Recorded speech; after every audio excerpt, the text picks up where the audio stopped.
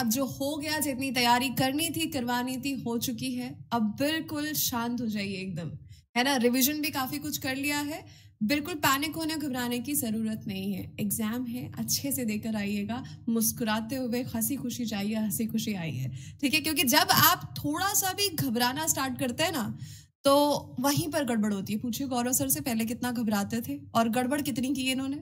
हाँ, तो घबराने का बिल्कुल भी नहीं है ना। जितना पढ़ लिया अच्छे से किया है, कॉन्फिडेंट हो। अगर अच्छे से पढ़ाई की है तो कॉन्फिडेंट रहोगे। तो बढ़िया से मस्त से जाइए एग्जाम देने। और हम लोग का बहुत हमारी बेस्ट विशेस है, हमारा आशीर्वाद आप लोगों के साथ है। और तैयारी की है तो बिल्कुल फोड़ के आएंगे। क्यों सर, क्या कहना है आपका? आप तो बड़ी सीरियस बातें कर रहे थे। मुझे बुरा लग रहा है, पता नहीं किसने लिखा है कि चांद के साथ कौन है।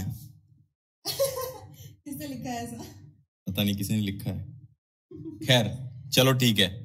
सो ये हमारा केजीएस में पहला बैच था जो हमने फाइनली वाइंड अप किया, ठीक है। So thank you so much everyone.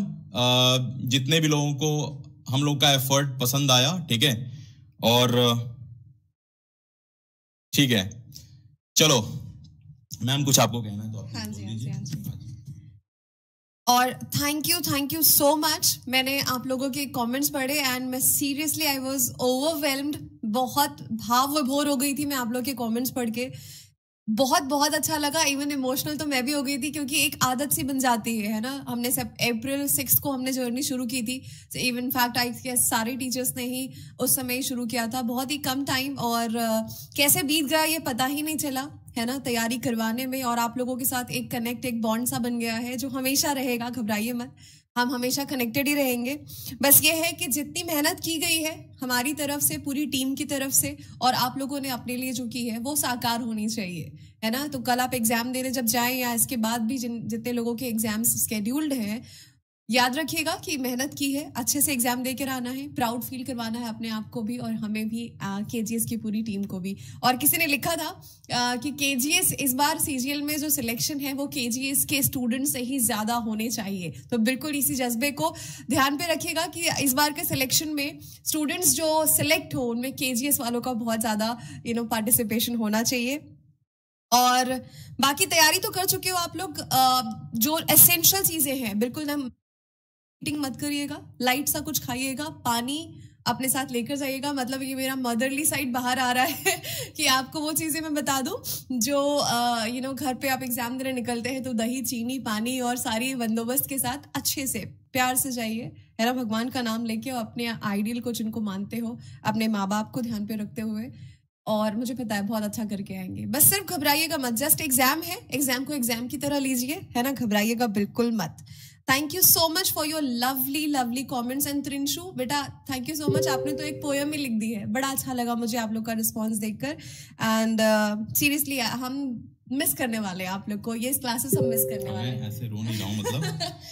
ठीक है, थैंक यू सो मच। चलिए, आज पढ़ाई के मूड में आप लोग बिल्कुल भी नहीं है, ठीक है। और चलो, बहुत अच्छा लगा आप लोगों को पढ़ाकर। और बस एक लास्ट में एक छोटा सा रिक्वेस्ट मैं करना चाहूंगा सभी लोगों से। बिल्कुल जो मैम ने बोला ना, मैं बार बार यही बोलता हूं कि आपके दिमाग में कभी भी कोई लक्ष्य को पाना हो तो आपके दिमाग में सिर्फ एक ही चीज होनी चाहिए, दिल दिमाग में, जो आपके लिए जिंदगी भर, मतलब जिन्होंने, मतलब कहते हैं ना, इतनी मेहनत की, पाला पोसा, सब कुछ बड़ा किया, ठीक है। आपके माँ बाप सिर्फ आपके आइडल वही हैं, उन्हीं को आइडल मानिए और अपना एग्जाम दीजिए, पढ़ाई लिखाई करिए जितना हो सकता है। देखिए, अगर जितने भी लोग इस बार पहला अटेम्प्ट दे रहे हैं, ठीक है, अपना जितना बेस्ट दे सकते हो उतना बेस्ट दो। अब जितनी पढ़ाई होनी थी वो हो चुकी है। अगर आपका एक आध हफ्ते बाद एग्जाम है तो ठीक है, आखिरी के 1-2 दिन प्लीज मत पढ़िएगा। इसके बाद जितना भी हो सके अपने आप को रिलैक्स रख के मैक्सिमम अपना एफर्ट मारिए, अपना मैक्सिमम जितना भी आप परफॉर्म कर सकते हैं, अच्छा परफॉर्म कर सकते हैं। इसके बाद ये आपके लिए एक अच्छी लर्निंग होगी। जितने भी एग्जाम्स आप देंगे, फॉर्म सारे फिल करिए, जितने भी जगह आप एलिजिबल हैं फॉर्म सारे फिल करिए, जाइए एग्जाम दीजिए अपने बेस्ट परफॉर्मेंस में। आपको समझ में आ जाएगा कि आप किस जगह ज्यादा सूटेबल हैं, कौन से एग्जाम निकालने के लिए ज्यादा सूटेबल हैं, किसमें आप लोगों को मेहनत करनी चाहिए, ठीक है। तो जैसे कहते हैं ना कि हार जीत का कोई मतलब नहीं है, मतलब सिंपल सी बात है, लर्निंग होनी चाहिए, ठीक है ना। सिलेक्शन तो एक बार होना ही होना है, लेकिन जो फेल्योर्स हैं वो बेसिकली फेल्योर्स नहीं है, वो लर्निंग्स हैं। वो आप सीख रहे हैं, आपको अपनी कमियां पता लग रही हैं, आपको पता लग रहा है कि आपको कितना भी और मेहनत करना है, ठीक है, आपने क्या क्या कमियां छोड़ी हैं, आप कितने सारे लोग अपने समय को खराब करते हैं फोन इस्तेमाल करने में, तो आप लोगों को ये रियलाइजेशन होगा एग्जाम हॉल में, शायद मैंने फोन कम इस्तेमाल किया होता, थोड़ा सा मैं लोगों से कट ऑफ हो सकता था। तो जितने रिक्वायर्ड की चीजें हैं बस उतनी ही करिए इस पूरे ड्यूरेशन में। और मैं हमेशा बोलता हूं, आपकी जिंदगी का ये बेस्ट फेज है। कोई कहेगा कि ना इनकम है, घर वालों के ताने हैं, रिलेटिव्स के ताने हैं, तो ये बेस्ट फेज कैसे हुआ?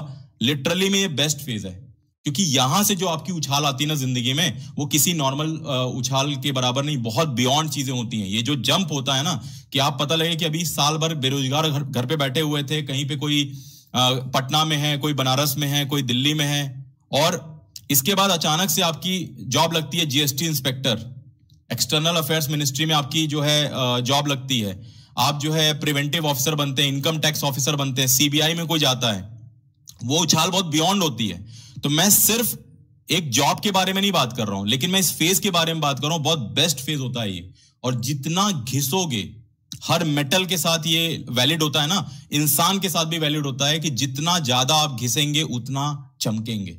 ये एक फ्रेज है जो हमेशा इस्तेमाल करता था, तो आज ही के दिन के लिए मैंने बचा के रखा था कि आप लोगों को ये बताऊंगा। ठीक है, अपना बेस्ट वर्जन निकालिए।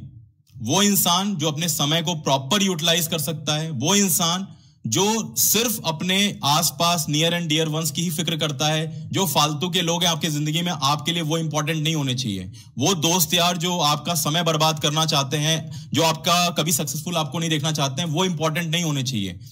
ये चीज पेरेंट्स के लिए तो एप्लीकेबल नहीं होती है ना। तो जितना बेस्ट वर्जन अपना बना सकते हैं आप, एंड ट्रस्ट मी, गवर्नमेंट एक एग्जाम निकालना ना, इसके हिसाब से बहुत छोटी चीज है।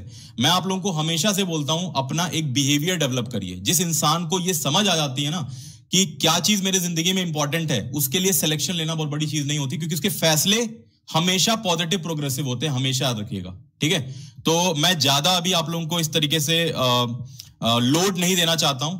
चिल रहिए, जितना बेस्ट हो सकता है करिए। और एग्जाम्पल बस इतना याद रखिएगा कि ये सब आप लोगों की लर्निंग्स चल रही हैं। जितना जल्दी सीख कर और अपने आप को उस मुकाम पे जो आपने डिसाइड किया हुआ है, अगर वो वाकई में आपने जो विजन देखा हुआ है, देखिए विजनरी होना और ख्याली पुलाव बनाना, ये दोनों चीजों में डिफरेंस होता है। जो ख्याली पुलाव बनाता है ना, वो भी कुछ सोच ही रहा होता है, और जो विजनरी है वो भी कुछ सोच ही रहा होता है। लेकिन जो विजनरी इंसान होता है, जो कुछ एम एम्बिशन रखता है ना, वो उसको पाने का रास्ता भी ढूंढ लेता है। समझे?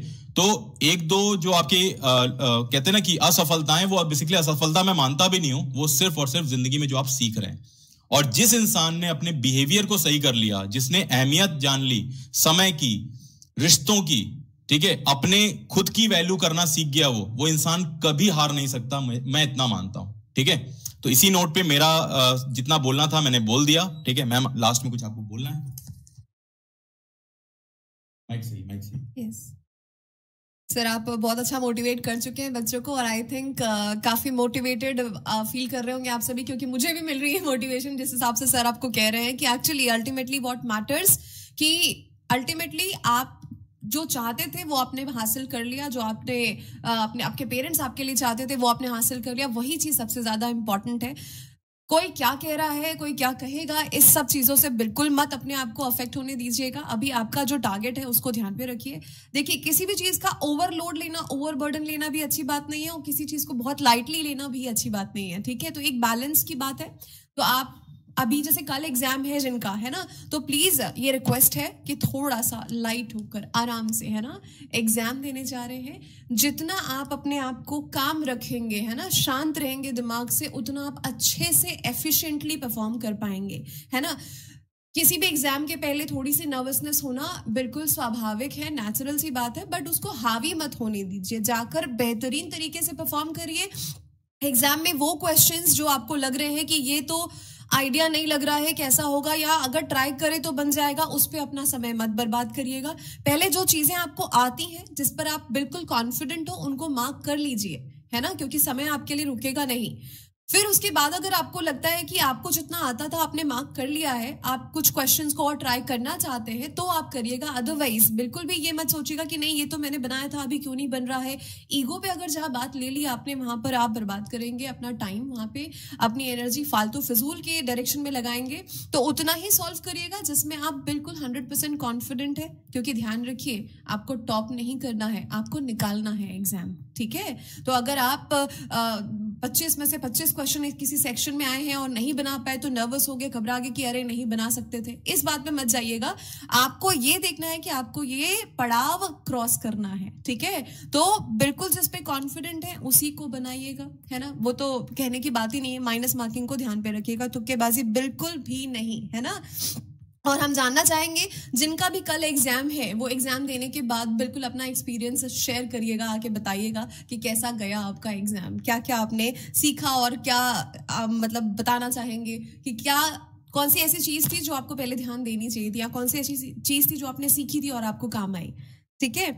सो thank you so much once again. हम एज KGS टीम आप सबको बहुत मिस करने वाले हैं, है ना, इस फाउंडेशन बैच को। ये हमारी एक्चुअली इस कंपनी में ये पहला बैच हमने कंप्लीट किया है, ये पहला ही बैच था और ये आज कंप्लीट हो चुका है। तो थोड़े से नॉस्टैल्जिक तो हो रहे हैं कि डे 1 कैसा था और आज डे एंड हो रहा है हमारा इस बैच का। बट कोई बात नहीं, ये वीडियोस आपके पास अवेलेबल रहेंगे। ये बैच की वैलिडिटी आप लोगों के पास दिसंबर मंथ तक की है और इस बीच में जो भी बैचेस आती हैं आपको नोटिफिकेशन तो आ ही जाएगा, तो मिलते रहेंगे, है ना। हम आपके गाइडेंस के लिए, मेंटोरशिप के लिए अवेलेबल हैं। All the very best, all the very best. बहुत सारी दुआएं, बहुत सारा प्यार, है ना, और ऑल द बेस्ट। ठीक है, थैंक यू एवरीवन। ठीक है, आप लोग पढ़ाई वगैरह कर लीजिए, ठीक है, गजब। ठीक है, थैंक यू यार, थैंक यू, बहुत अच्छा लगा। ठीक है, इतने अच्छे कमेंट जब मैं अकेले था तब तो नहीं आया था। ठीक है, याद रखूंगा मैं इस चीज को। ठीक है, चलो खुश रहो सभी लोग, ठीक है, मस्त रहो, ऑल द बेस्ट। ठीक है, मस्त रहिए।